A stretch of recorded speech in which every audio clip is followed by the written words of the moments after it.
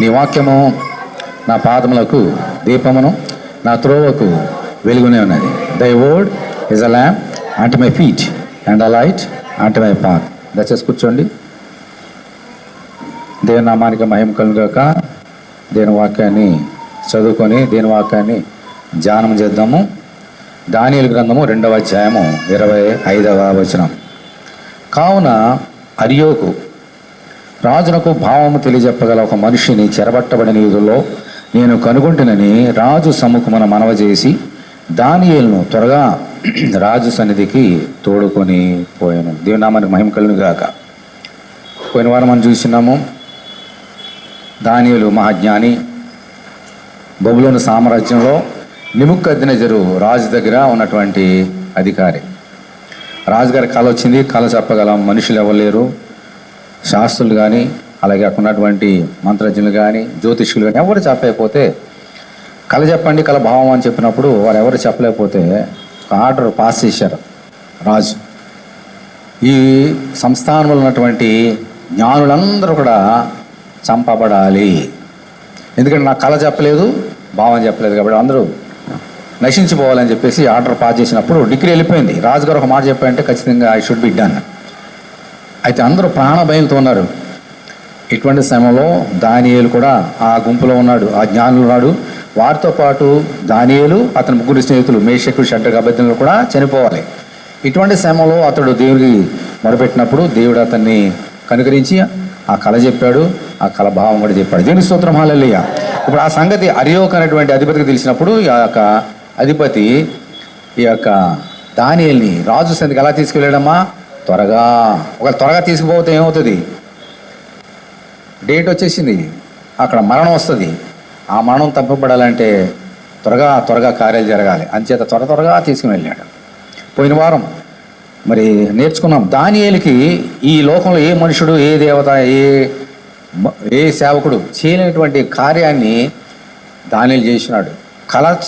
ఏం కళ వచ్చిందో కూడా చెప్పి దాని భావం చెప్పగల మనుషుడు దానియేలు. మరి ఎందుకు దేవుడు అంత కృప చూపించాడు దానియేలుకి? దానియేలు ఉన్నటువంటి సుగుణాలు ఏంటి అని 5 సుగుణాలు ఉన్నాయి. పోయిన వారం ఒక సుగుణాన్ని నేర్చుకున్నాం. ఏంటమ్మా ఆ సుగుణం ఏంటి? ఎవరు గుర్తుంది? దానియేలు అపవిత్రపరచుకోలేదు. గుర్తుపెట్టుకోవాలి, దానియేలు నేను అపవిత్రపరచుకోను అని దేవుని దృష్టి పవిత్రంగా ఉండడానికి ప్రయాసపడ్డాడు. ఎక్కడో అన్య దేశంలో విగ్రహారాధన ఏది తినవద్దని చెప్పాడో తిని అపవిత్రపరచుకునే జనుల మధ్య ధైర్యంగా ఆ కార్యం చేశాడు. అందుకని దేవుడు అతను తోడుగా నుండి ఆ కార్యం చేశాడు. కాబట్టి మరి దేవుడు వలన అందరూ రక్షింపడ్డారు. దానియేలు చేసే ఆ కార్యాలను బట్టి అందరూ రక్షింపడ్డారు చనిపోకుండా. ఈరోజు ఆ దానియేలులో ఉన్నటువంటి 2వ గుణాన్ని, టైం ఉంటే 3వ గుణాన్ని నేర్చుకుందాం. దానియేలులో మొట్టమొదటి గుణం ఏంటి చెప్పండి మళ్ళీ? ఏంటి?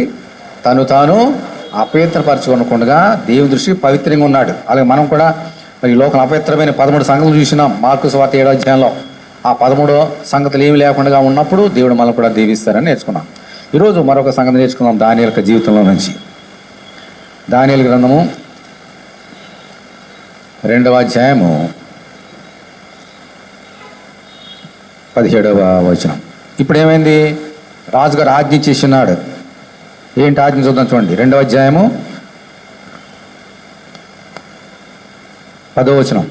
అందుకు కల్దీయులు ఇలాగూ ప్రత్యుత్తరం రాజుగారికి, భూమి మీద ఏ మనుషుడు రాజు అడిగిన సంగతి చెప్పజాలడు. ఏ చక్రవర్తియు, అధికారియో, శకును గాని వద్దను, గారడి విద్య గలవాని వద్దను, కల్దీయుని వద్దను ఇట్టి సంగతి విచారింపలేదు. రాజు విచారించిన సంగతి బహు అసాధారణమైనది. దేవతలు గాక మరెవరును ఈ సంగతి తెలియజెప్పజాలరు. దేవతల నివాసంలో శరీరాల మధ్య ఉండవు కదా. ఇప్పుడు 12వ వచనం చూడండి. అందుకు రాజు కోపము తెచ్చుకొని, తర్వాత ఏమొచ్చిందమ్మా? అత్యాగ్రహము గలవాడే బబులోనులోని జ్ఞానులందరినీ సంహరింపవలని ఆజ్ఞ ఇచ్చాను. ఓకే, ఇట్టి శాసనం బయలుదేరటం వలన జ్ఞానులు చంపబడాల్సి ఉండగా వారు దానియేలును అతని స్నేహితులను చంప జూచిరి. ఆ దేశంలో జ్ఞానులందరినీ, వారితో పాటు దానియేలుని, ఆ ముగ్గురి స్నేహితులు కూడా చంపజూచిరి, చంపేయడానికి సిద్ధంగా ఉన్నారు. అప్పుడు దానియేలు బబులోనులోని జ్ఞానులు చంపుటకై బయలుదేరిన రాజదేహ సంరక్షణ అధిపతియగు అర్యోకు దగ్గరకు పోయి జ్ఞానయుక్తంగా మనం చేశాను. రాజునొద్దు నుండి యాజ్ఞ త్వరితంగా వచ్చట ఏమని దానియేలు రాజు యొక్క అధిపతి అయిన అర్యోకును అడుగుగా, అర్యోకు ఆ సంగతి దానియేలుకు తెలియజెప్పాను. అప్పుడు దానియేలు రాజు సన్నిధికి పోయి స్వప్న భావమును తెలియజెప్పుడకై తనకు సమయము దయచేయమని రాజును బతిమాలెను. అప్పుడు రాజుగారికి బతిమాలుకున్నాడు దానియేలు, అయ్యా మీ కోపం వచ్చింది, ఓకే, మమ్మల్ని అందరూ చంపడానికి సిద్ధపడ్డారు, ఓకే, నో ప్రాబ్లం, అయితే నాకు కొంచెం సమయం అండి, మీ కలెండర్ చెప్పడానికి నేను ప్రయత్నం చేస్తాను, దాని భావం చెప్పడానికి ప్రయత్నం చేస్తాను, వెంటనే అందరిని కొంత సమయం అండి, చంపడం రెడీ అయిపోయింది డిగ్రీ అన్నప్పుడు రాజుగారు సరే ఓకే అన్నాడు. అప్పుడు దానియేలు ఏం చేశాడు చూడండి. దానియేలు ముందు అతని స్నేహితుల ముందు ఏముందమ్మా? దానియేలు ముందు అతని స్నేహితుల ముందు ఏముంది? మరణం దగ్గర ఉంది. మరణం పెట్టుకొని ఏం చేశాడు చూడండి, 17వ వచనం. అప్పుడు దానియేలు తన ఇంటికి పోయి తన స్నేహితులైన హనన్యాకును మిషాయేలుకును అజర్యాకును సంగతి తెలియజేసి, ఈ ముగ్గురు ఆ పేర్లు అవి మార్చారు కదా పేర్లు, మేషకు షడ్రకు అభ్యర్థులు. 18వ వచనం చూడండి. తానును తన స్నేహితులను బబులోనులో తక్కిన జ్ఞానాలతో కూడా నశింపకున్నట్లు ఆ కళ యొక్క మర్మ విషయములో పరలోకమందున దేవుని వల్ల కటాక్షం పొందు నిమిత్తమై ఆయనను వేడుకొనుడని వారిని హెచ్చరించను. దేవుని స్తోత్రం, హల్లెలూయా. రాజుగారి దగ్గర పర్మిషన్ వచ్చేసింది, గబగబా ఇంటికి వెళ్ళిపోయాడు. ఇంటికి వెళ్ళిపోయి స్నేహితులు పిలిచాడు, మేషకు షడ్రకు అభ్యర్థులను పిలిచి అంటున్నాడు, ఇదిగో మనము నశించబోతున్నాం, మరణం మనకి జానడిలో ఉంది, ఇంకా ఏ రోజున చచ్చిపోతాం, మనము నశింపకుండానట్లుగా మీరేం చేయాలమ్మా? దేవుని వేడుకొనుడి, ప్రార్థన చేయండి అని ఆ రాత్రంతా ఏం చేశారమ్మా? ప్రార్థన చేశారు. ఎవరెవరు చేశారు? దానియేలు చేశాడు. దానియేలు ఒక్కడే చేయొచ్చు కదా ప్రార్థన, కానీ అలా చేయట్లేదు. మీరు కూడా నాతో పాటు ప్రార్థన చేయండి. హెచ్చరించడం ఏంటి? చెప్పడం వేరు, తెలియజేయడం వేరు, హెచ్చరించడం వేరు. ఎప్పుడు హెచ్చరిస్తాం మనం? తప్పు చేసినప్పుడు హెచ్చరిస్తాం. అంటే ఒకవేళ తప్పు చేస్తారేమో, వాళ్ళు తప్పు చేయలేదు, తప్పు చేస్తారేమో అని హెచ్చరించాడు. రాత్రులు కదా, నిద్ర, శరీరం బలహీనం కదా, నిద్రపోతారేమో అని చెప్పేసి హెచ్చరించాడు. నిద్రపోకండి, ఈ రాత్రి అంతా మీరు ఏం చేయాలా? ప్రార్థించి, నేను కూడా నిద్రపోక ప్రార్థన చేస్తానని దేవునికి ప్రార్థన చేశాడు. అతను ప్రార్థన చేయడం మాత్రమే కాదు, తన స్నేహితుడు కూడా ప్రార్థన చేయడానికి హెచ్చరించి పురుగొల్పాడు. ఇది దానియేలులో ఉన్నటువంటి రెండవ శ్రేష్టమైనటువంటి గుణం. మన జీవితాల్లో ఏమి చేయాలన్నా, ఏమి జరగాలన్నా, మరి ముఖ్యంగా ఎన్ని శోధనలు వచ్చినా మనం ఏం చేయాలమ్మా? ప్రార్థన చేయాలి. సాధారణంగా మనం ఉన్నాం ఇక్కడ, మరణం అక్కడ ఉంది, బాగానే ఏం చేస్తాం? మనం భయపడతాం, అయ్యో మరణం, ప్రార్థన చేయం. మైండ్ పనిచేయదు. ఎందుకని పనిచేయదంటే మైండ్ కంటికి కనబడితే చూస్తాయి, కంటికి కనబడేవే చూస్తాయి. విశ్వాసం అనేది కంటికి కనబడిన సంగతి చూస్తాయి. విశ్వాసం ఉంటే ఆ వ్యక్తి కంటికి కనబడేది మరణం, అయ్యో రాజుగారు ఆజ్ఞ వచ్చేసింది, అయ్యో నాకు ఈ బాధ, అయ్యో నీకు ఈ యొక్క శోధన, ఇది శ్రమ, ఇవే ఏమంటే కంటికి కనబడతాయి. కానీ దేవుడు చెప్పిన ఆజ్ఞ అప్పుడు మనకు జ్ఞాపకం రాదు, దేవుని మీద ప్రేమ మనకు జ్ఞాపకం రాదు, ఈ ప్రార్థన చేయాలని ఆ తలుపు మనకు రాదు. ఎందుకంటే శరీరం బలహీనం, భయపడిపోయి ఏది చేయాలో చేయము, ఏది చేయకూడదు చేస్తాం భయం వలన. కానీ దాన్ని అలా చేయలేదు, ఏం చేయాలో చేశాడు. నీ జీవితంలో, నా జీవితంలో, మీ కుటుంబంలో, మన కుటుంబంలో, సంఘంలో, ఏదైనా సరే, ఎవరికైనా సరే, ప్రపంచంలో ఎవరికైనా సరే శోధనలు, శ్రమలు వచ్చినప్పుడు దానియేలు వల్ల మనం ఏం చేయాలమ్మా? మోకాళ్ళు వంచి ప్రార్థన చేయాలి. There is no other way. వెళ్ళి ఆయన కాళ్ళ మీద పడిపోవచ్చు. ముగ్గురు వెళ్ళి, దానియేలు వెళ్ళి ఆ రాజుగారి కాళ్ళ మీద పడిపోయి, అయ్యా మమ్మల్ని క్షమించు అని అడగొచ్చు. అడిగితే క్షమిస్తాడా? మరణం తప్పిపోతుందా? ఒకటే మార్గం, మనుషుల కాళ్ళ మీద కాదు మనం పడవలసింది. ఎవరి కాళ్ళ మీద పడాలమ్మా? దేవుని పాదముల చెంత కూడి ఆయన కాళ్ళ మీద పడి ప్రార్థన చేయాలి. నీ జీవితంలో సమస్య వచ్చినప్పుడు ఆ సమస్య తీర్చే మనుషుల దగ్గర వాళ్ళ కాళ్ళ మీద పడి వాళ్ళు బతిమాలొద్దు. అది సెకండరీ థింగ్. చేయొచ్చు, చేయకూడదని కాదు. ఫస్ట్ నువ్వు చేయవలసిన కార్యం ఎవరి దగ్గరికి? దేవుని దగ్గర మందిరానికి రావాలి, లేదా ఇంటి దగ్గర తలుపులు మూసుకొని దేవుని దగ్గరికి వెళ్ళి మోకాళ్ళు వంచి ప్రార్థన చేయాలి. అప్పుడు దేవుడు కార్యం చేస్తారు. దేవుడికి అసాధ్యం అంటూ ఏది లేదు.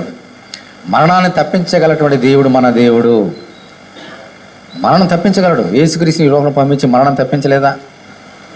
చనిపోయిన వాడిని ఆయన లేపలేదా? నా సోదరుడు, నా సోదరి, ఆయనకు అసాధ్యం అంటూ ఏది లేదు. లాజరు చనిపోయినప్పుడు అదే అన్నది మార్త, ప్రభువా నేను ఇక్కడ ఉంటే నా తమ్ముడు బతికుండేవాడు అంటే అప్పుడు ప్రభు అన్నాడు, మా అత్త నా మీద విశ్వాసం ఉంచున్నావా? నా ఆయన విశ్వాసం ఉంచి వాడు చనిపోయినను తిరిగి బ్రతుకుతాడు. అందుచేత ఏసినందు విశ్వాసం ఉంచి మనం ఏం చేయాలమ్మా? శ్రమలు, ప్రతి శ్రమలో ప్రార్థన చేయాలి. అది ఏదైనా సరే, శరీర సంబంధమైన శ్రమ కానీ ఆత్మ సంబంధమైనటువంటి శ్రమ కానీ నేర్చుకుందాం. మన ప్రభు అయినటువంటి యేసుక్రీస్తు కూడా ఈ లోకంలోకి వచ్చి, ఆయన దేవుడు కదమ్మా, దేవుడు కదా, ఆయనకి సమస్తమైన అధికారం ఉంటుంది. ఈ లోకంలోకి వచ్చి సమస్త కార్యదేశాలకు వెళ్ళిపోలేదు ఆయన. ప్రతి విషయం ఆయన ఏం చేసేది ఇస్తామా? ప్రార్థన చేసేవాడు. చూడండి, నేర్చుకుందాం ముందుగా. తర్వాత పాత నిబంధనలో కొన్ని సంగతులు, నూతనంలో కొన్ని సంగతులు నేర్చుకుందాం. మార్కు సువార్త 11వ అధ్యాయం తీయండి.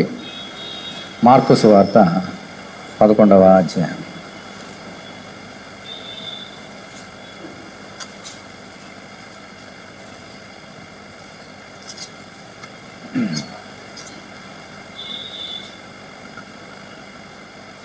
ఒక నిమిషం. మార్కు మొదటి అధ్యాయం, మార్కు సువార్త మొదటి అధ్యాయము 35వ వచనం చదువుతున్నాను చూడండి. అందరూ బైబిల్ తీయండి. మార్కు సువార్త మొదటి అధ్యాయము 35వ వచనం. ఆయన ఎప్పుడు లేచాడమ్మా? పెందల కడనే లేచి, ఇంకను చాలా చీకటి ఉండగానే బయలుదేరి అరణ్య ప్రదేశంలోకి వెళ్ళి అక్కడ ప్రార్థన చేయించుండాను. దీని స్తోత్రం, హల్లెలూయా. యేసుక్రీస్తు ఆయన దేవుడే ఉండి ఆయన చేసిన కార్యం. ఎప్పుడు లేచాడంట ఆయన? పెందలకడ లేచి. యేసుక్రీస్తు పెందల లేచిన అవసరం ఏముందమ్మా ఆయనకి? ఎప్పుడైనా లేచి ప్రార్థన చేసుకోవచ్చు కదా. కానీ ఆయనకు తెలుసు ఇప్పుడు ప్రార్థన చేయాలన్నది. పెందలకడ ఇంకా ఏమన్నా చూడండి, అక్కడ ఇంకొన్ని చాలా చీకటి ఉండగానే, అంటే బహుశా నేను అనుకుంటున్నా 4-5 ఆ టైంలో ఇంకా చాలా చీకటి ఉంటుంది కదా. 5 గంటలకి ఆ ప్రాంతంలో, 6 గంటల అంటే కొంచెం తెల్లారిపోతుంది. 4-5 సమయంలో ఆయన లేచి ఎక్కడికి వెళ్ళాడమ్మా? అరణ్యాలు ఏముంటాయి? అరణ్యాలు ఏముంటాయి? రాత్రులు ఏముంటాయి? పగలే జంతువులు ఉంటాయి, ఇంకా రాత్రులు ఇంకా భయంకరమైనటువంటి. అయినప్పటికీ అరణ్యంలోకి వెళ్ళాడు. ఎందుకని? ఏకాంతముగా, ఏంటి ఇష్టం లేకుండా దేవునితో మాట్లాడడానికి, ప్రార్థన చేయడానికి అరణ్యంలోకి వెళ్ళి ప్రార్థన చేసేట ప్రభు. నిజానికి ఆలోచన చేయండి, యేసుక్రీస్తు ప్రార్థన చేయాల్సిన అవసరం ఉందా? ప్రభా మాకు ప్రార్థన రాదంటే ప్రార్థన ఎలా చేయాలో నేర్పించిన ప్రభు ఆయన.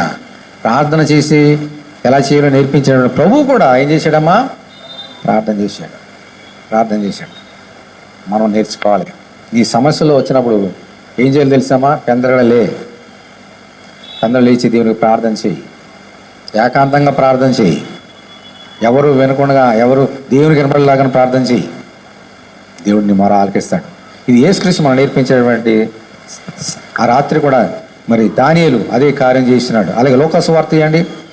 లూకా సువార్త 22వ అధ్యాయం.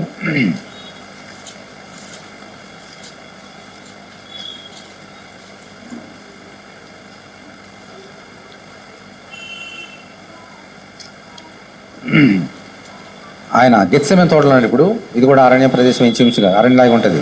ఆయన చనిపోవడానికి ముందుగా కూడా ఆయన ఏం చేశాడమ్మా? ఆయన ముందేముంది? ఇప్పుడు దానియేలుకి ముందు ఏముంది? మరణం. ఇప్పుడు యేసుక్రీస్తు ఆ రాత్రి, పస్కా రాత్రి ఏముందమ్మా? ఆయన ముందు మరణం ఉంటూ ఆయన ఏం చేశాడు చూడండి. 39వ వచనం. తర్వాత ఆయన బయలుదేరి తన వాడుక చొప్పున ఒలివల కొండకు వెళ్ళగా శిష్యులను ఆయన వెంట వెళ్ళిరి.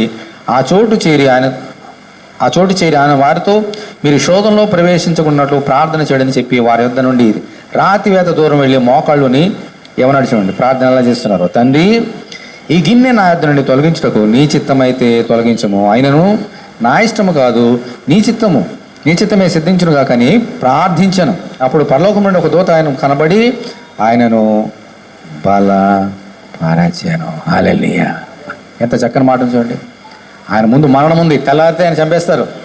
ఇటువంటి సమయంలో భయపడిపోయి ఆయన దాక్కోలేదు, పారిపోలేదు, చంపండి అని దానికి ముందుగా ఏం చేశాడమ్మా? ఆయన ప్రార్థించారు. తండ్రి నీకు ఇష్టమైతే ఈ మరణాన్ని తొలగించు, ఆయన నా ఇష్టం కాదు, నేను చనిపోవడానికి ఇష్టమైతే ఐఎమ్ రెడీ అని అలా ప్రార్థించాడంట రాత్రి. అప్పుడు అలా ప్రార్థించగానే దేవుడు ఏం చేశాడమ్మా? ఆయనని బలపరిచాడు. దేవుడు బలపరిచాడు. ఓకే. పైగా మనం చేసే ప్రార్థన ఎలా చేస్తాం మనకు తెలుసు. అలా చెయ్యం అనుకోండి, చేస్తే ఎలా చేస్తాం కూడా మనకు తెలుసు. ఆయన ఎలా చేశాడో తెలుసు ప్రార్థన. అప్పుడు ఇందాక చెప్పిన అరణ్య ప్రదేశంలో కానీ, మరి ముఖ్యంగా ఇప్పుడు గెత్సేమనే ఎలా చేశాడో తెలుసాం ప్రార్థన. నేర్చుకుందాం. ప్రభు చేసిన ప్రార్థన మనం నేర్చుకున్న సంగతులు. దానియేలు కూడా అలా చేశాడు. మళ్ళీ అక్కడే చూడండి 43వ వచనం, 22-43 లోక.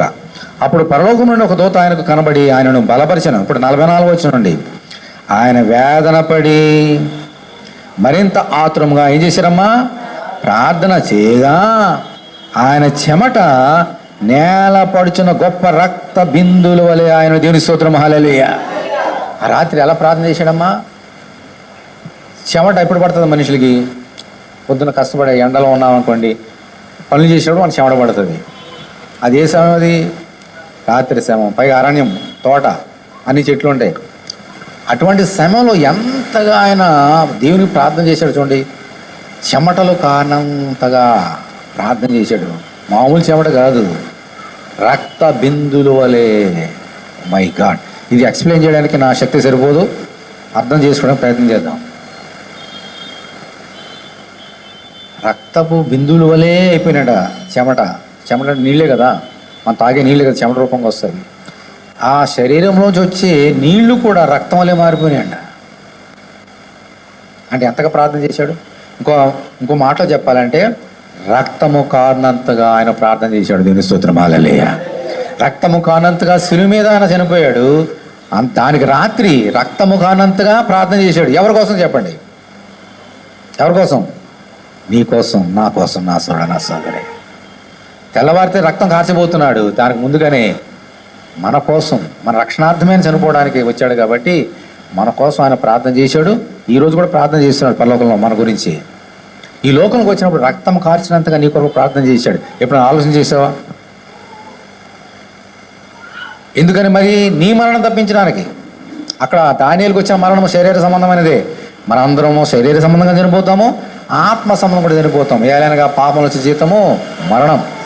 మనందరం చచ్చిపోతాం. ఆ మరణాన్ని తప్పించడానికి ఆయన మరణానికి వెళ్తూ రక్తము కానంతగా మన కోసం ప్రార్థన చేశారు. మరి నువ్వు ఎలా చేస్తున్నావు ప్రార్థన? నేను ఎలా చేస్తున్నా? మనం ఎలా చేస్తున్నాం ప్రార్థన? మన ప్రార్థనలో మనం నేర్చుకుంటున్నాం కదా. చాలామంది ప్రార్థన అసలు చేయట్లేదని నేర్చుకున్నాం, చూస్తున్నాం. కానీ ప్రార్థన ఎంత ప్రాముఖ్యమైనదో దేవుడు ఈరోజు నీతో మాట్లాడుతున్నాడు. మనం ప్రార్థన చేయాలి. నీ జీవితంలో దేవుడు కార్యం చేయాలంటే, సంఘంలో కార్యం చేయాలంటే, నీ కుటుంబంలో దేవుడు కార్యం చేయాలంటే, there is only one way, that is prayer. ప్రార్థన లేకుండా నీ జీవితంలో సక్సెస్ని చూడలేవు, ఏ కార్యాన్ని నువ్వు చూడలేవు.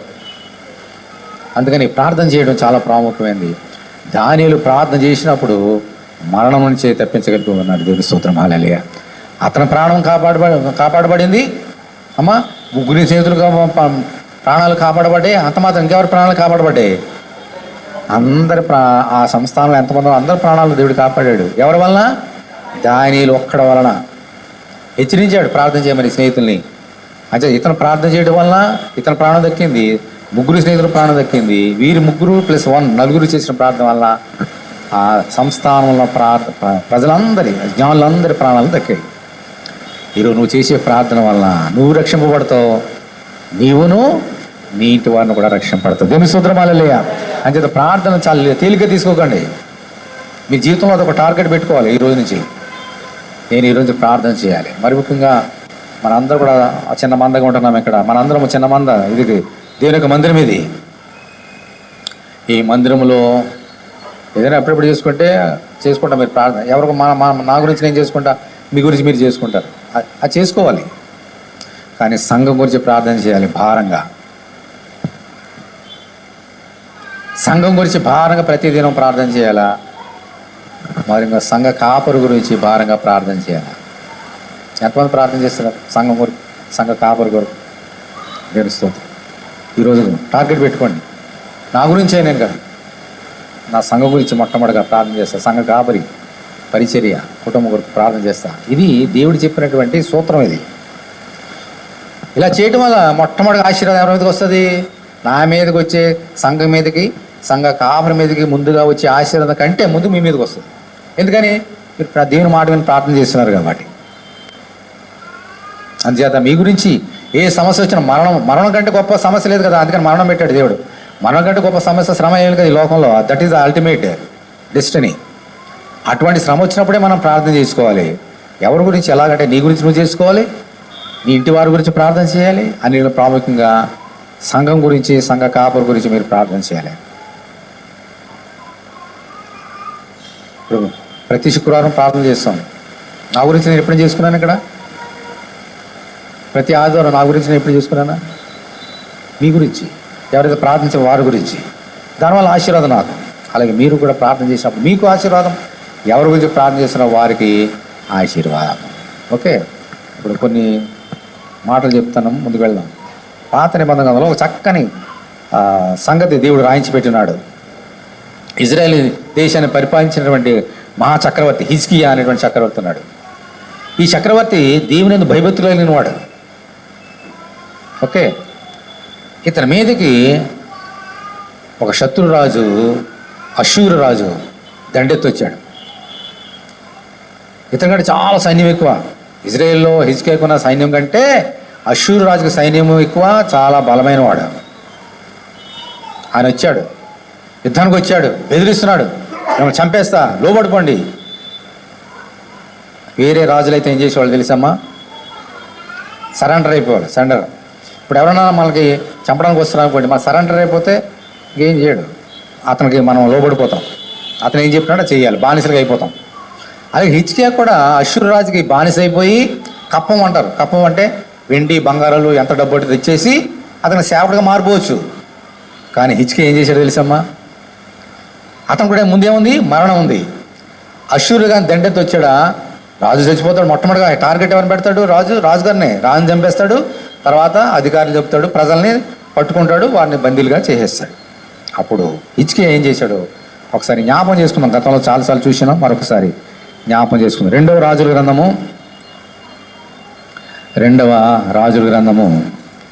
19వ అధ్యాయం తీయండి.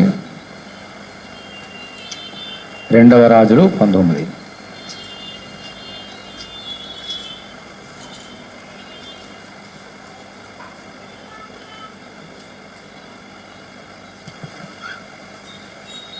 అప్పుడు అలా బెదిరించి చంపేస్తాం మిమ్మల్ని ఆ యొక్క శత్రువులు అన్నప్పుడు రాజుగారు ఏం చేశారు చూద్దాం. 19వ అధ్యాయం మొదటి వచనం. హిజ్కియా విని ఏమినాడమ్మా? ఆ రాజు అతని అధికారులు మిమ్మల్ని చంపేస్తాము, మాకు లోబడండి అని చెప్పినటువంటి మాటలని విని ఏం చేశాడు? తన బట్టలు చింపుకొని, గోనె బట్ట కట్టుకొని ఎక్కడికి వెళ్ళాడమ్మా? ఎందుకు వెళ్ళాడు? యెహోవా మందిరానికి. ఇల్లు లేదు అతనికి. మళ్ళాంటి ఇల్లు రాజుగారికి ఏముంటుంది? అంతా ప్యాలెస్. మళ్ళాగా మనకే ఒక స్పెషల్ రూమ్ పెట్టుకుంటాం, ప్రార్థన స్టోర్ రూమ్ పెట్టుకున్నట్టుగా ప్రేయర్ రూమ్ ఒకటి పెట్టుకుంటాం. అని లేదా ఇంట్లో ప్రేయర్ రూమ్ లేదా? రాజుగారికి ప్రేయర్ రూమ్ తక్కువ. అంతఃపురంలో ఎన్ని రూమ్లు ఉంటాయమ్మా?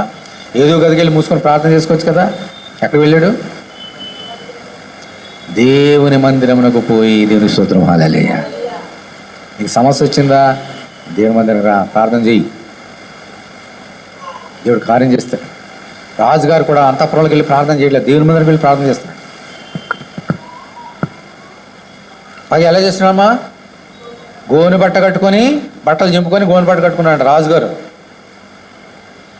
గృహ నిర్వాహకుడు ఎల్యాకీమును, శాస్త్రి షెబ్నాను, యాజకుల పెద్దలను, ఆమోజు కుమారుడును ప్రవక్తునైన యెషయా వద్దకు పంపాను. కొన్ని అధికారుల్ని యెషయాని ప్రవక్తున్నాడు, అప్పుడు ఆయన దగ్గర పంపాడు, కౌరు పంపాడు. ఏమని చూద్దాం. వీరు గోనె బట్ట కట్టుకొని అతని వద్దకు వచ్చి, ఎవరైతే రాజుగారు వారికి పంపాడు, ఎవరమ్మ వాళ్ళు? ఎల్యాకీము, శాస్త్రి షెబ్నాను, యాజకుల పెద్దలు, వీళ్ళందరూ కూడా వారు కూడా ఏం చేశారు? రాజుగారు వలే గోనె బట్ట కట్టుకొని ఎవరి దగ్గరకు వచ్చారు? యెషయా దగ్గరకు వచ్చి అతను ఏమన్నారు చూడండి. హిజ్కియా సెలవిచ్చింది ఏమనగా, ఇదిగో రాజుగారు ఇలా చెప్తున్నారు యెషయా అని. ఏం చెప్తున్నారు చూడండి. ఈ దినము శ్రమయు శిక్షయు దూషణ గల దినము. పిల్లలు పుట్టుట వచ్చిరి కానీ కనుటకు శక్తి చాలదు. జీవము గల దేవుని దూషించుటకై అష్షూరు రాజైన తన యజమానుని చేత పంపబడిన రబ్షాకే పలికిన మాటలనియు నీ దేవుడైన యెహోవా ఒకవేళ ఆలకించి, నీ దేవుడైన యెహోవాకు వినబడి ఉన్న ఆ మాటలను బట్టి ఆయన అష్షూరు రాజును గద్దించునేమో. కాబట్టి చూడండి, నిలిచిన శేషము కొరకు నీవు హెచ్చుగా ప్రార్థన చేయము. దేవుని స్తోత్రం హల్లెలూయా. రాజుగారు కౌరవుడు యెషయా దగ్గరికి, ఒకవేళ నేను ఆలకించాను అతను చెప్పిన మాటలు, రబ్షాకే అష్షూరు చెప్పిన ఆ మాట నేను ఆలకించా, ఒకవేళ దేవుడు కూడా ఆ మాటలు ఆలకించి ఈ మనల్ని మనం తప్పిస్తాడేమో, యెషయా మా అందరి నిమిత్తం నీవు ప్రార్థన. ఎలా ప్రార్థన చేయాలా? మామూలు ప్రార్థన కాదు, హెచ్చుగా హెచ్చుగా బాగా చేయి, బాగా చేయి. చూసారా? హెచ్చుగా అంటే ఏంటి? ఎక్కువగానే ఎక్కువగానే. మనం ఎంతసేపు చేస్తాం ప్రార్థన? 1 నిమిషం చేసేవాళ్ళు ఉంటారు, 2 నిమిషాలు, 3 నిమిషాలు, 5 నిమిషాలు. హెచ్చుగా అంటే ప్రార్థన చేయాలి. ఎంత ఎక్కువగా ప్రార్థన చేస్తే మనకు అంత ఆశీర్వాదం. నీ ఇంట్లో శోధనలు ఎందుకు వస్తున్నాయంటే అందుకే నీ ప్రార్థన లేదు. శ్రమలు ఎందుకు వస్తున్నాయంటే సేవకులు వచ్చే అది వేరు, తర్వాత చెప్తా. నీ ఇంట్లో శ్రమలు వస్తున్నాయంటే నీ ప్రార్థన తక్కువైంది. హెచ్చుగా ప్రార్థన చేయి. ఆటోమేటిక్గా దేవుడు ఏం చేస్తాడమ్మా? శ్రమలు ఎలా తీసేస్తాడు చూడండి. సరే వెళ్ళాడు, యెషయాకి చెప్పాడు ప్రార్థన చేయమన్నాడు. మళ్ళీ చెప్తున్నా చూడండి, 4వ వచనం. జీవం గల దేవుని దూషించడగే అశ్షూరు రాజైన తన యజమానుని చేత పంపబడిన రబ్షాకే పలికిన మాటలనియు నీ దేవుడైన యెహోవా ఒకవేళ ఆలకించి నీ దేవుడైన యెహోవాకు వినబడిన మాటలను బట్టి ఆయన అశ్షూరు రాజును గద్దించినేమో. కాబట్టి నిలిచిన శేషము కొరకు నీవేం చేయాలి? హెచ్చుగా ప్రార్థన చేయము. రాజైన హిజ్కియా సేవకులు యెషయా వద్దకు రాగా యెషయా వారితో ఇట్లనెను, మీ యజమానుడికి అనగా హిజ్కియాకి ఈ మాట తెలియజేయండి. ఏంటది? యెహోవా సెలవిచ్చినది ఏమనగా, అశ్షూరు రాజు పనివారు నన్ను దూషింపగా నీవు విన్న మాటలకు భయపడవద్దు. అతనిలో ఒక ఆత్మను నేను పట్టింతును. అతడు వదంతి విని తన దేశంలోకి వెళ్ళి పోవును. తన దేశం ముందు కత్తి చేత అతని కోల చేతును. ఇప్పుడు చూడండి, చాలా జాగ్రత్తగా గమనించాలి. ఇక్కడ రాజుగారు వాళ్ళందరూ పంపించారు. వాళ్ళందరూ గోను పట్టు కట్టుకొని ఎవరి దగ్గరకు వచ్చారమ్మా? యెషయా దగ్గరకు వచ్చారు. యెషయా దగ్గరకు వచ్చి మాట్లాడుతున్నారు, ఇదిగో రబ్షాకే అశ్షూరు రాజులా అంటున్నాడు కాబట్టి ప్రార్థన చేయని చెప్పగానే, అవునా సరే ప్రార్థన చేస్తాను లోనికి వెళ్ళాడా? ఏం చేశాడు ఆయన? యెహోవా సెలవిచ్చినది ఏమనగా అంటే, ఇంకా రాజుగారి చెప్పకముందు యెషయా ఏం చేశాడమ్మా? ప్రార్థన చేశాడు. జవాబు కూడా వచ్చేసింది. హల్లెలూయా. అందుకని సేవకుడు ఆయన. అందుకని ఆయన ఎవరు? ప్రవక్త. రాజుగారు హెచ్చుగా ప్రార్థన చేయి, మేము కూడా చేస్తామని చెప్పిన జవాబు కూడా వెంటనే వచ్చేసిలాగున యెషయా ఏం చేశాడమ్మా? ప్రార్థన చేశాడు. వాళ్ళు రాగానే మాట చెప్పగానే ఏం పర్లేదు, ఎందుకు జవాబు ఇచ్చేసాడు దేవుడు. నాకు చేసిన ప్రార్థన ఆలకించని జవాబు ఇచ్చేసాడు. చూసారా యెషయా ఎలాగ ఉన్నాడు? ప్రార్థనలోనే ఉన్నాడు యెషయా. అతనికి తెలుసు సమస్య వచ్చిందని. రాజుగారు వారు కబురు వస్తుంది అప్పుడు ప్రార్థన చేద్దాం ఊరుకున్నాడా? రాజుగారు కబురు పెడతాడు నాకు, ఆయన ప్రార్థన చేయమంటే ప్రార్థన చేద్దామని అప్పటి వరకు ఊరుకున్నాడమ్మా? ఏం చేశాడు? చాలామంది ప్రార్థన చేయమంటే చేస్తాం, అది కూడా ప్రార్థన చేయమని కూడా చేయము. ఒకసారి చాలా ప్రార్థన చేయమని కూడా మర్చిపోతాం. ఇక్కడ ప్రార్థన చేసిన ఇంటికి మర్చిపోతాం. ప్రార్థన చేయండి అడగక మునిపే సంఘం గురించి, ప్రపంచంలో ఉన్నటువంటి భక్తుల గురించి ప్రార్థన చేయాలి. ఎవరిని అడగక్కర్లే, అది బాధ్యత, నా బాధ్యత. అమ్మ పాస్టర్ గారు ప్రార్థన చేయడం మీరు నన్ను అడగక్కర్లే, నా డ్యూటీ అది మీ గురించి ప్రార్థన చేయడం. నేను రోజు చేసేది అదే. మార్నింగ్ చేసేది అదే, మీ గురించి ప్రార్థన చేయడం. ఎంతమంది ఉన్నారో చిన్న వారి గురించి పెద్ద వాళ్ళందరి గురించి ప్రార్థన చేయడం నా డ్యూటీ. అలా ప్రార్థన చేయాలి. మీరు కూడా సంఘం గురించి, పాస్టర్ గారి గురించి అందరి గురించి మీరు అడగక్కర్లేదు. నేను ప్రార్థన చేయడం అడగక్కర్లే, చెయ్యాలా, బాధ్యత అది. యెషయాకి ఎవరు చెప్పలే, ఆయన ప్రార్థన చేశాడు. అప్పుడు మరణం ఉంది కదా ముందు, దేవుడు ఏం చేసేది అంటే మళ్ళీ చెప్పేశాడు జవాబు, నువ్వేం భయపడొద్దు. ఆ మాటలు నువ్వేం వినలేదు రాజుగారు, దేవుడు కూడా విన్నాడు. వినంటున్నాడు దేవుడు, నేను ఒక ఆత్మను పంపించగానే వారిలో కన్ఫ్యూజన్ వచ్చేస్తుంది, వెళ్ళిపోతాడు, అక్కడ చచ్చిపోతాడని చెప్పాడు. చూడండి ఏం జరిగింది చూడండి. 32వ వచనం, 2వ రాజులు 19:32. కాబట్టి అశ్షూరు రాజును గురించి యెహోవా సెలవిచ్చింది ఏమనగా, అతడు ఈ పట్టణంలోనికి రాడు, దాని మీద ఒక బాణమైనా ప్రయోగింపడు, ఒక కేడమునైనా దానికి కనపరచడు, దాని ఎదుట ముట్టడ దెబ్బ కట్టడు. ఈ పట్టణం లోపలికి రాక తాను వచ్చిన మార్గంలోనే అతడు తిరిగిపోను. ఇదే యెహోవాకు నా నిమిత్తమును నా సేవకుడైన దావీదు నిమిత్తము నేను ఈ పట్టణం కాపాడి రక్షించుదును. దేవుని స్తోత్రం, హల్లెలూయా. ఆ రాత్రి వినండి 35వ వచనం, దేవుడు ఎంత గొప్ప కార్యం చేశాడో ప్రార్థన విని. ఆ రాత్రి అంటే ఏ రాత్రి? ఆ రాత్రి అంటే ఏ రాత్రి? వారు ప్రార్థన చేసిన రాత్రే. ఏం జరిగింది చూడండి.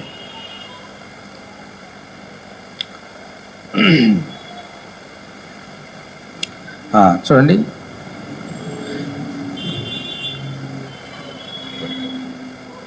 మళ్ళీ చదువుతున్నాను చూడండి.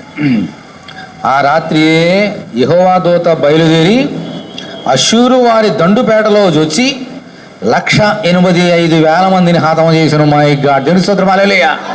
185,000 మందిని హతం చేసినాడు. ఎవరు? రాజుగారా? ఎవరు? దేవుని దూత. ఎందుకని? ప్రార్థన చేస్తే. చూసారా, ఒక మనుషుడు ప్రార్థన చేస్తే దేవదూత దిగి వచ్చి యుద్ధం చేశాడంట. ఇచ్చికే వీళ్ళు యుద్ధం చేయలేదు, ఇచ్చిక దగ్గర ఉన్నటువంటి సైన్యాధిపతులు వీళ్ళు యుద్ధం చేయలేదు. ఎవరు చేయలే? ఎవరు చేశారు యుద్ధము? యెహోవాదే. ఆ ప్రార్థన విని దూతను పంపించాడు. అంతే, ఒక్క దూత. ఏమా, ఇప్పుడు ఒక మనిషిని ఇంకో మనిషిని చంపుతాడు, మా అయితే 10 మంది చంపుతాడు. ఇక్కడ ఒక్క దూత ఎంతమంది చంపాడు? 185,000 మంది ఒక్క దూత చంపాడంట ఒక్క క్షణంలో. చేసిన ప్రార్థన బట్టి అంత పవర్ ఉంది ప్రార్థనలో. మనకు కూడా సైతాన్ని శోధనలు తెస్తుంటాడు చుట్టూ, మన కంటికి కనబడేవన్నీ కూడా. ఆ సైతాన్ని చంపడానికి, ఎదిరించడానికి శక్తి సరిపోదు. ప్రార్థన చేయి, దేవదూతను పంపిస్తాడు దేవుడు, వాడిని నాశనం చేస్తాడు. దీని స్తోత్రం, హల్లెలూయా. నీ సొంత శక్తి చేత, నా సొంత శక్తిని సైతాన్ని జయించలేము. ఓకే, తర్వాత ఏం జరిగింది? సైనికులందరూ చచ్చిపోయారు. ఇది బాగానే ఉంది. ఉదయమున జనులు లేచి చూడగా వారందరూ మృత కళేబులై ఉండిరి. అష్షూరు రాజైన సన్హరీబు తిరిగిపోయి నీనివే పట్టణముకు వచ్చి నివసించిన తరువాత అతడు నిస్రోకు అను తన దేవత మందిరమందు మ్రొక్కుచుండగా అతని కుమారులైన అద్రెమ్మెల్కును షరేజరును ఖడ్గముతో అతను చంపి అరారాతు దేశంలోకి తప్పించుకొని పోయి. అప్పుడు అతని కుమారుడైన ఏసర్హద్దోను అతనికి మారుగా రాజాయను. 3 కుమారులు కదా, దేవత విగ్రహారాధకుడు కదా. ఆ దేవత వెళ్ళి మొక్కుకుంటున్నాడంట. ఎవరొచ్చారు ఆలయంలోకి? సొంత కుమారులే. అతని కుమారులు, కడుపును పుట్టిన 2 కుమారులు వచ్చి చంపేశారు అతన్ని. ఎవరు చంపారు? ఎవరైతే దేవుని బిడ్డలైనటువంటి ఇజ్రాయెల్ మీద నోరు జారి పలికాడో అతన్ని ఎవరు చంపారు చెప్పండి? దేవదూత వచ్చాడా? ఎవరు చంపారు? సొంత కొడుకులే చంపేశారు. ఇంకో కొడుకు అప్పుడు ఎక్కడ ఉన్నాడు? వాళ్ళిద్దరు పారిపోయారంట. పారిపోతే ఇతను చచ్చిపోయిన తర్వాత ఎవరు పరిపాలించారు కాబట్టి 3 కొడుకు వచ్చి పరిపాలించారు. సొంత కొడుకులే తండ్రిని చంపేశారు. ఎందుకని? దేవుని బిడ్డలకు వ్యతిరేకంగా వారు మాట్లాడినందుకు. నా సోదరుడు, నా సోదరే, దేవుడన్నా ఆలకిస్తాడు. మన నోట్లో నుంచి ప్రతి మాట ఎలాగుంది ఆయన ఆలకిస్తాడు. నేను ఆలకించే ముందు ఆయన ఆలకిస్తాడు. సొంత కొడుకులు చంపేశారు తండ్రిని. దీని కారణం ఏంటి? ప్రార్థన. హెచ్కియా చేసిన ప్రార్థన, యెషయా చేసిన ప్రార్థన. అందుకని చెప్తున్నాడు దేవుడు ఈరోజు నీతోటి, నీ జీవితంలో సమస్య ఉందా? మరణం వంటి బలమైనటువంటి సమస్య ఉందా? హెచ్చుగా ప్రార్థన చేయి. దేవుని మందిరం వచ్చి ప్రార్థన చేయి. ఇంట్లో ప్రార్థన చేయి. ఎవరు చెప్పక్కర్లేదు, ప్రార్థన చేయి. అవసరమైతే దేవదూతను కూడా పంపిస్తాడు. అనేక ఎలా చేయాలో కార్యాలలో చేస్తాడు. నా సోదరుడు, నా సోదరి, అంచేత మనం ఏం చేయాలమ్మా? ప్రార్థన చేయాలి. ఓకే, ఇప్పుడు ఎలా ప్రార్థన చేయాలో నేర్చుకుని ముగించుకుందాం. ప్రార్థన చేయాలనే సంగతి నేర్చుకున్నాం. దానియేలు అంత గొప్ప ప్రార్థనా పరుడు కాబట్టి అనేక వందల మంది ప్రాణాలు రక్షించాడు దానియేలు. ఈరోజు నీవు కూడా ఆ బాధ్యత నీ మీద ఉంది. మన భారతదేశంలో ఎంతమంది మనుషులు ఉన్నారమ్మా? ఎంతమంది కోట్ల మంది ఉన్నారు, నశించిపోతున్నారు. వారి గురించి ప్రార్థన చేసిన బాధ్యత ఎవరి మీద ఉంది? మన మీద ఉంది. ఒకవేళ మరి యుగాంతం వచ్చేసిన కూడా ఏమవుతారు? చేసిన విశ్వాసం ఉంచిన వారి గురించి భారంగా ప్రార్థన చేయవలసిన బాధ్యత. దానియేలు అలాగా అందరి గురించి ప్రార్థన చేశాడో నీవు కూడా అందరి కొరకు ప్రార్థన చేయాలి. సంఘం కొరకు, సంఘాపుర కొరకు, అందరి గురించి ప్రార్థన చేయాలి. ఆ బాధ్యత నీది. ఓకే, ప్రార్థన చేయాలని నేర్చుకున్నాను. ఎలా ప్రార్థన చేయాలని నేర్చుకున్నాను? మత్తయి సువార్త చూడండి, 5వ అధ్యాయం చేయండి. మత్తయి సువార్త 5.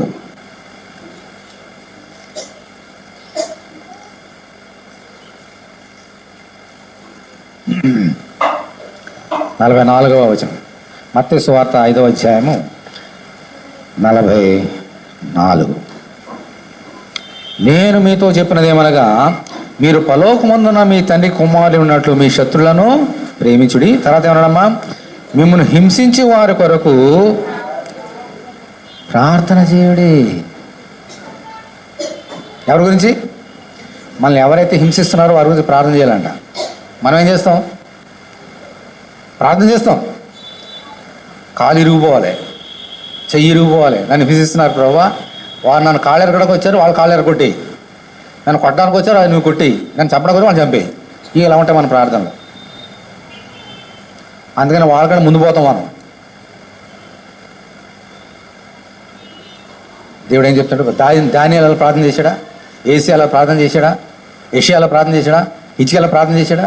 నీ చిత్తం, let the will be done. ఇది ప్రాబ్లం. ఎవరైనా నిన్ను హింసిస్తున్నారా? నీ భర్త హింసిస్తున్నాడా నిన్ను?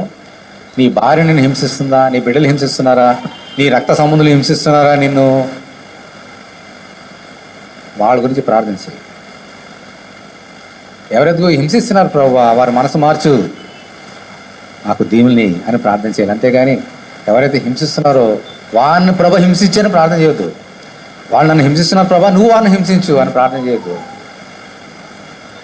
ఎవరైతే మనల్ని హింసిస్తున్నారో, మనకు వ్యతిరేకంగా మాట్లాడుతున్నారో వారిని ప్రేమించాలి, వారి మీద ప్రార్థన చేయాలి.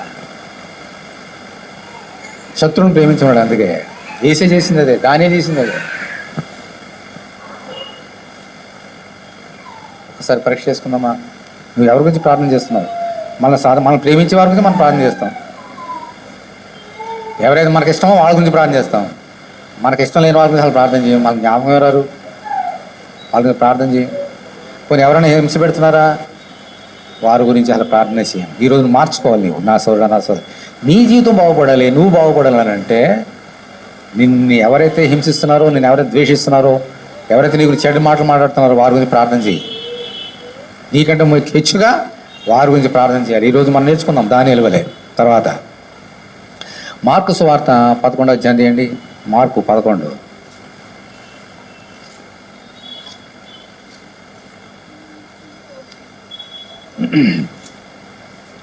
25వ వచనం. మీకు ఒకరి మీద విరోధమే, చూసారా? అందరూ తీసారా? మార్కు 11:25. మీకు ఒకరి మీద విరోధం ఏమైనా కలిగిన యెడల మీరు నిలవబడి ప్రార్థన చేయనప్పుడెల్లను వాని క్షమించుడి, అప్పుడు పరలోకమందున మీ తండ్రి మీ పాపం క్షమించిన దేవుని స్తోత్రం. హల్లెలూయా. మనకి ఎవరైనా విరోధులు ఉన్నారనుకోండి, ఏం చేయాలని చెప్తున్నాడు ప్రభు?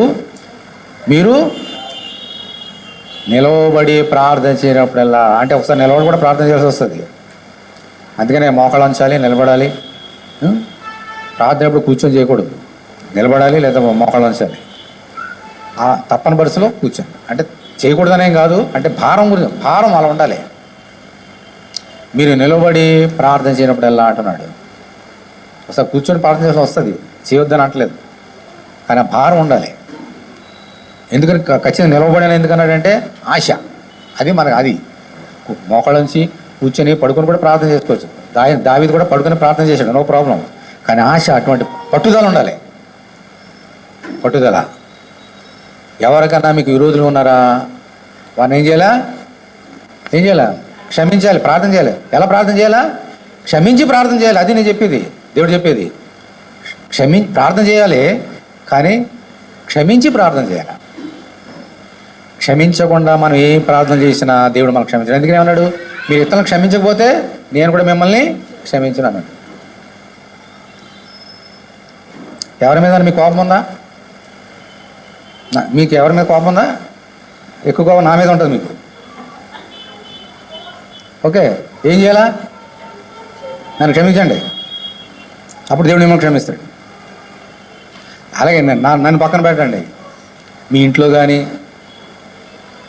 పక్క ఇంట్లో కానీ, మీ బంధువుల్లో కానీ, మీ అన్న కానీ, తమ్ముడు కానీ, చెల్లి కానీ, వదిలి కానీ, మరదలు కానీ, ఎవరి మీద మీకు కోపం ఉందా? ఏం చేయలే? క్షమించేసేయండి. ఇప్పుడే క్షమించండి, అప్పుడు మిమ్మల్ని క్షమిస్తాడు దేవుడు. క్షమించకుండా అలాగే దాచిపెట్టుకున్నారు అనుకోండి, పగ, ద్వేషము, ఇవన్నీ. వడ్డీ రేట్లు ఇక్కడ బ్యాంకు వాళ్ళు ఇచ్చేది 8%, కానీ దేవుని దగ్గర నువ్వు దాచితే 1,00,000 రెట్లు పెరిగిపోతుంది దేవుని కోపం.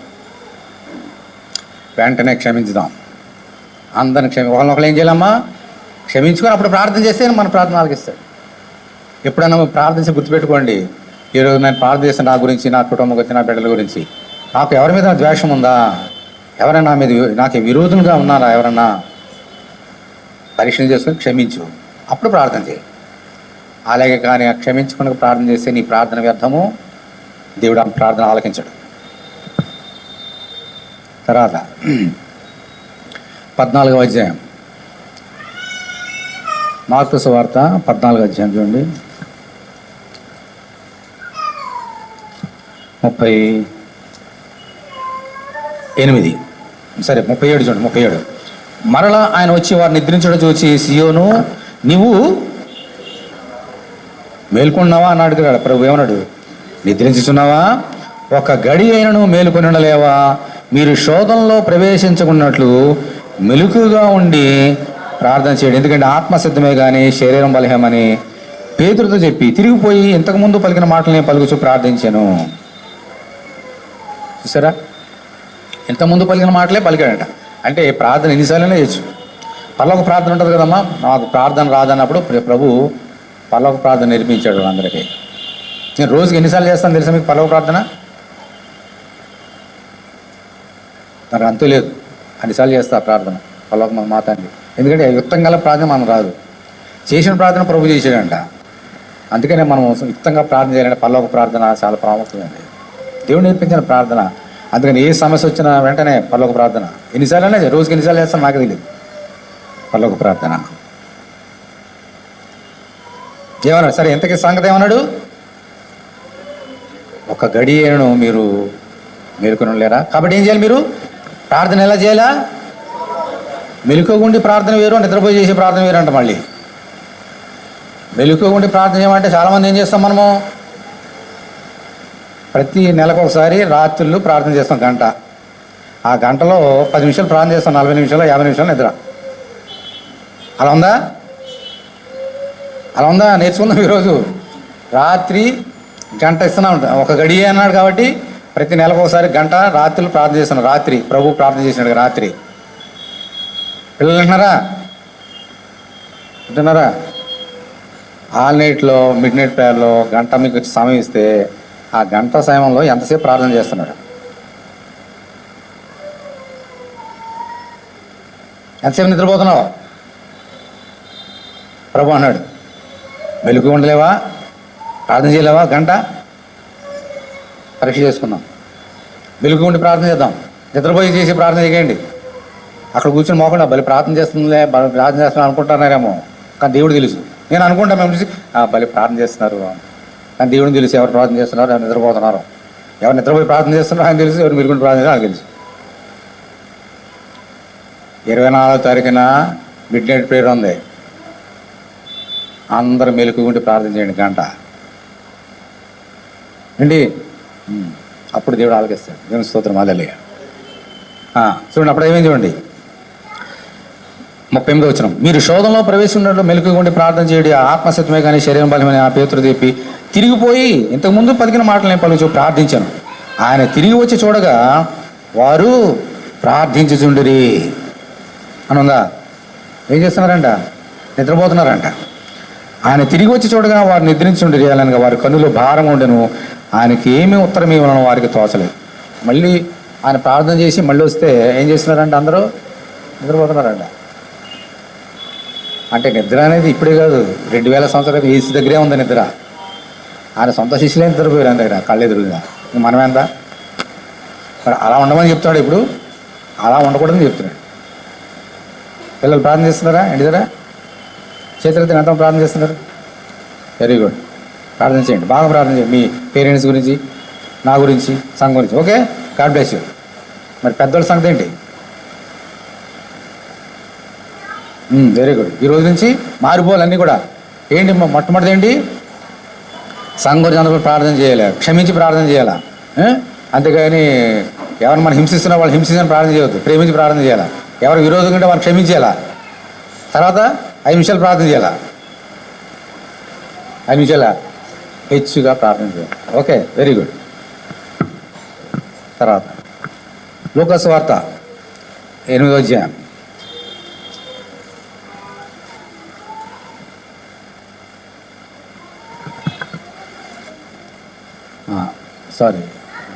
18 అనుకుంటా, 18 చూపిస్తాను.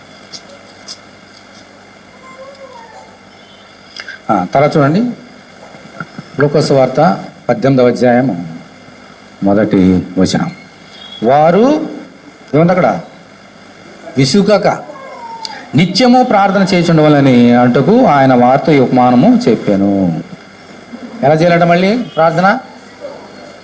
ఎప్పుడు వస్తుంది విసుగు? ఇప్పుడు చాలామంది విసుగు వస్తుంది. చెప్పిన మాటలే వస్తుందా విసుగా? రాకూడదు. దేవుని మాటలు, మనిషి చెప్పిన మాటలుగా.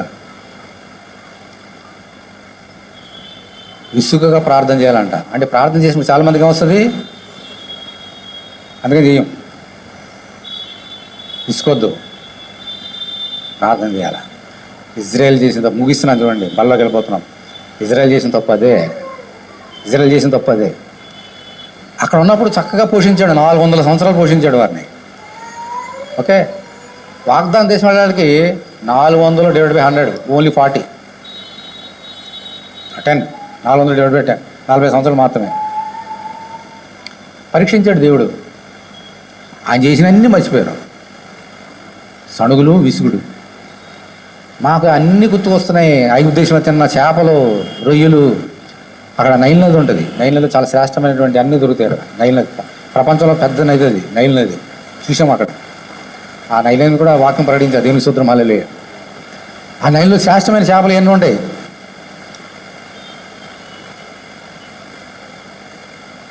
అవన్నీ తిని ఆయన జ్ఞాపకం వస్తున్నాయి అంటున్నారంట. దేవుడు చేసిన జ్ఞాపకం రావట్లే. దేవుడు చేసిన మేలు జ్ఞాపకం. ఏం జ్ఞాపకం వస్తున్నాయి? చేపలు, దుంపలు, ఈ జ్ఞాపకం వస్తున్నాయంట. మరి దేవుని కోపం వస్తుందా రాదా? ఓకే, నీళ్ళు లేవు, ప్రార్థన చేయొచ్చు కదా. తిండి లేదు, ప్రార్థన చేయొచ్చు కదా. పోలా ఎప్పుడు ఆ మన్నాన్ని తిని విసిగిపోయాం, అన్నివి కావాలి, ఎప్పుడు ప్రార్థన చేయొచ్చు కదా. దేవునికి ప్రార్థన చేయకుండా దేవుని మీద విసుగారు వాళ్ళు, శనిగారు. ఎవరైతే దేవుని మీద ఇసుకున్నారో, ఎవరైతే శనిగారో అందరూ కూడా అరణ్యంలోనే రాలిపోయారు. అందరూ కూడా పిట్టల వల్ల రాలిపోయారు, అందరూ చచ్చిపోయారు. ప్రార్థన చేయటంలో దేవుని యందు వేసుకోవద్దు మనకు కన్వల్ పుసుక్కుని వచ్చేస్తుంది విసుగు. వద్దు, తప్పు. శాంతం కలిగి ఉండాలి దేవుని నెల. శాంతం అన్నాడు. అందుకే ప్రార్థన చేయాలి, విసుగకుండా ప్రార్థన చేయాలి. దేవుడు మనతో గద్దిస్తున్నప్పుడు విసుగొద్దు. దేవుడు మాట్లాడుతున్నప్పుడు విసుగొద్దు. దేవుని వ్యతిరేకంగా మాట్లాడొద్దు. ఇవే నీకే నష్టం. హల్లెలూయా. పిల్లలు నేర్చుకోండి, పెద్దలందరూ కూడా యవనస్తులు. ఇది దేవుడు నీకు చెప్తున్నటువంటి హెచ్చరిక. ముగింపులోకి వెళ్తున్నాను, చాలా జాగ్రత్తగా గమనించండి. మనకి ఇలాగూ చేస్తే కనుక ఎంత గొప్ప సంఘం ఎలా ఉండాలో ఒకసారి చూపిస్తున్నాడు. మొట్టమొదటిగా అపోస్తుల కార్యం తీయండి, 2వ అధ్యాయం. బల్లోకి వెళ్దాం త్వరలో. అపోస్తుల కార్యం 2వ అధ్యాయం తీయండి. అపోస్తుల కార్యం 2వ అధ్యాయం 41. కాబట్టి అతని వాక్యం, పేతురు గారు ప్రసంగం చేసినప్పుడు పరిశుద్ధాత్మ వచ్చినప్పుడు జరిగిన సంగతి. కాబట్టి అతని వాక్యం అంగీకరించిన వారు బాప్తిసం పొందిరి. ఆ దినమందు ఇంచుమించు 3,000 మంది చేర్చబడిరి. వీరు అపోస్తల బోధ యందును, సహవాసమందును, రొట్టె విరిచడందును, ప్రార్థన చేయటి యందును ఎడతెగక ఉండిరి. 4వది ఏముందమ్మా? ప్రార్థన చేయటి యందు ఎడతెగక ఉండిరి. ఎడతెగ అంటే ఏంటి? Without stopping, continuously they have prayed. Continuously. ఇది సంఘానికి ఉన్నటువంటి 4 గుణాలు ఆఖరి గుణం ఇది. సహవాసము, ప్రార్థన, ఓకే, రొట్టె విరిచుట. తర్వాత ఏమంటమ్మా? ప్రార్థన. ఎడతెగకంట. అదే ఇందాక మనం భక్తుడు చెప్పాడు, నా జీవితకాలం అంతా నా బ్రతుకు దినం నేను యెహోవాను స్తుతించదను, ప్రార్థించదు అన్నాడు. అందుకనే ఎడతెగక ప్రార్థన చేయాల. ఓకే, తర్వాత ముగిస్తున్నా చూడండి, శ్రేష్ఠమైన మాట. ఫిలిప్పీలు రాసిన పత్రిక చూడండి. ఫిలిప్పీలు రాసిన పత్రిక 4వ అధ్యాయం. ముగిస్తున్నా. ఫిలిప్పీలు రాసిన పత్రిక 4వ అధ్యాయం. ఇది నేర్చుకొని ముగించుకున్నాం. ఫిలిప్పీ 4.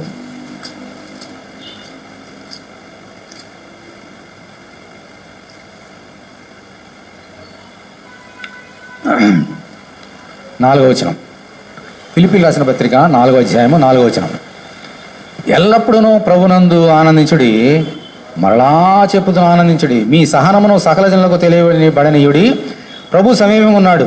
తర్వాత చూడండి, దేనిని గురించి చింతపడకుడి కానీ ప్రతి విషయంలోనూ ప్రార్థనా విజ్ఞాపన చేత కృతజ్ఞతాపూర్వకంగా మీ విన్నపములు దేవుని తెలియజేయడి. అప్పుడు సమస్త జ్ఞానం మించిన దేవుని సమాధానం యేసుక్రీస్తు వలన మీ హృదయములకును మీ తలంపులకు కావాలను. దేవుని స్తోత్రం, హల్లెలూయా. ఆఖరి సంగతి చూసి ముగించుకుందాం. అన్నిటికంటే శ్రేష్టమైంది దేవుని ప్రార్థన చేసినప్పుడు ఎలా చేయాలంటే అమ్మా, అన్ని విషయంలో ప్రార్థన చేయాలి. ఎడతాక ప్రార్థన చేయాలి, విసుగు ప్రార్థన చేయాలి, క్షమించి ప్రార్థన చేయాలి, హెచ్చుగా ప్రార్థన చేయాలి. ఇవన్నీ చేసి మన విన్నపములు ఎలా చెప్పాలంటే ఆయనకి కృతజ్ఞతాపూర్వకముగా. This is important. మళ్ళీ చదువుతున్నాను చూడండి, ఇది ఈజ్ ఇంపార్టెంట్. 6వ వచనం, దేని గురించి చింతపడద్దు కానీ ప్రతి విషయంలోనూ ప్రార్థన విజ్ఞాపన చేత కృతజ్ఞతాపూర్వకంగా మీ విన్నపం దేవుని. ప్రార్థన ఎలా ఉండాలంటే కృతజ్ఞత ఉండాలి. ప్రార్థన సాధారణంగా మనం చేసే మిస్టేక్ ఏంటంటే ప్రార్థన, ప్రభువా వాళ్ళందరూ బాగున్నారు, నాకే వచ్చినాయి కష్టాలు, ఆ పిల్లలందరూ బాగున్నారు, నా పిల్లలకి ఈ కష్టాలు, వాళ్ళందరికీ ఉద్యోగాలు వచ్చినాయి, నాకే ఉద్యోగం లేదు, అందరి పెళ్ళిళ్ళు అవుతున్నాయి, నాకే పెళ్ళి కావట్లేదు. ఇలా చేయమనట్లేదు ప్రభు. ప్రార్థన ఎలా చేయాలంట? నాకు ఇంకా పెళ్లి కాలేదు ప్రభు, నీకు థ్యాంక్స్ అని చెప్పాలంట. నాకు ఉద్యోగం లేదు ప్రభు, నీకు థ్యాంక్స్ అని చెప్పాలంట. మనం ఏం చేస్తాం? పెళ్ళి అయినప్పుడు థ్యాంక్స్ అని చెప్తాం, అది కూడా గుర్తుంటే. ఉద్యోగం వచ్చినప్పుడు చిన్న పేరు పెట్టుకొని థ్యాంక్స్ అని చెప్తాం, అది కూడా గుర్తుంటే. అలా చేయమని దేవుడు చెప్పట్లే. దేవా నాకు ఉద్యోగం లేదు, దేవా నీకు వందనాలు. ప్రభు నా ఇంట్లో ఏది లేదు నాయనా, దేవా నీకు వందనాలు. నాకు అన్నీ ఇవ్వబోతున్నావు, దేవా నీకు వందనాలు. ఇది ప్రార్థన.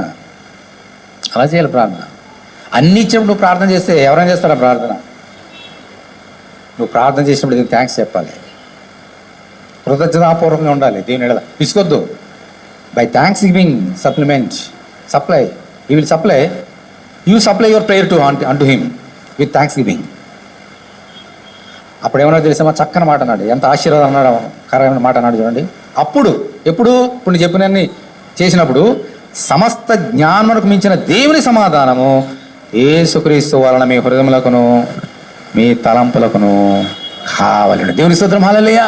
అప్పుడు సమస్త జ్ఞానమునకు మించిన దేవుని సమాధానము, దేవుని కృప, దేవుని సన్నిధి మనకు కావాలి అంట. ఆయన జ్ఞానానికి మించింది ఏమన్నా మీ లోకంలో? ఆయన నీకు కావలిగా ఉంటాడు. ఆయన నీకు ఏం జరగకుండా చూసుకుంటాడు. ఆయన ఏది ఆశిస్తున్నావు అది ఇస్తాడు ఆయన. అందుచేత మనం ఎలా ప్రార్థన, దానియేలు ఇంత శ్రేష్టమైన గుణం కలిగిన వాడు, అందుకనే తన ప్రాణం దక్కించాడు, ముగ్గురు స్నేహితులు ప్రాణం దక్కించుకున్నాడు. ఆ యొక్క బబులోను సంస్థానంలో ఉన్నటువంటి ఆ జ్ఞానులందరూ ప్రాణాలని దక్కించాడు. అలాగే గొప్ప పేరు ప్రఖ్యాతులు వచ్చిన దానియేలుకి. Even today we are meditating in Daniel because of his knowledge, because of his prayer, his faith towards God. అంత లేచినవండి. మనం ఎలా ప్రార్థన చేస్తున్నాం? మన ప్రార్థన ఎలాగున్నాయి? ఎంతసేపు ప్రార్థన చేస్తున్నాం? ఇది మన మేలు కొరకే ప్రభు చెప్పినటువంటి మాట. ప్రార్థన చేసుకుందాం. ప్రభువా ఇలాగ ప్రార్థన చేసి కృప నాకు దయచేయి.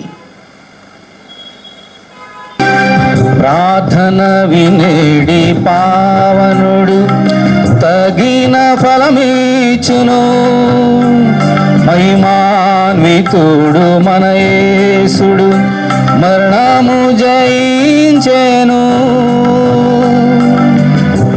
ప్రార్థన వినేడి పావనుడు తగిన ఫలమీచును, మహిమాన్వితుడు మన యేసుడు మరణము జయించెను.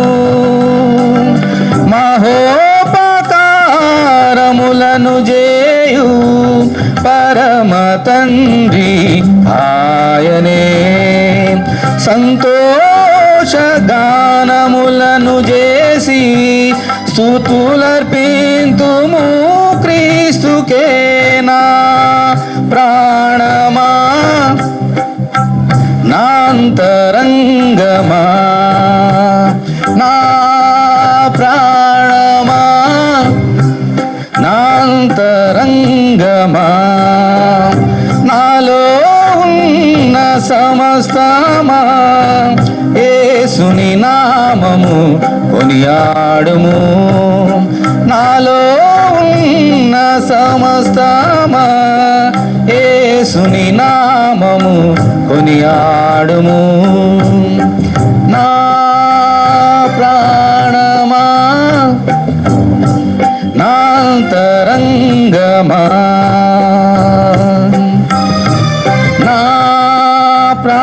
ప్రాణమా నాంతరంగమా.